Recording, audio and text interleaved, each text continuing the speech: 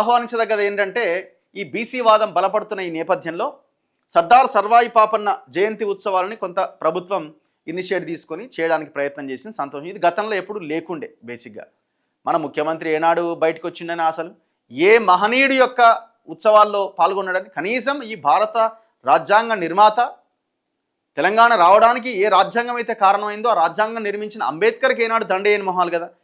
ఇది ఒక్క దాంట్లో వీళ్ళని స్వాగతిస్తూ, సరే దీంట్లో రాజకీయం ఉండొచ్చు, ప్రయోజనాలు ఏమన్నా వచ్చే అవకాశం ఉందని బయటికి వచ్చి ఉండొచ్చు, తప్పులేదు అట్లా కూడా. ఇది పక్కన పెడితే 42% రిజర్వేషన్కి కేసీఆర్ చట్టమే శాపమైందట. ఏం చట్టం? పంచాయతీరాజ్ చట్టం 2018 ఏదైతే సవరించిన చట్టం ఉందో అందులో 50% మించి రిజర్వేషన్లు ఇవ్వద్దన్నది ఒక లైన్ ఉంటుంది. గతంలో సుప్రీంకోర్టు ఇచ్చినటువంటి జడ్జిమెంట్ ఆధారంగా చట్టంలో అది పొందుపరిచారు. ఎందుకు?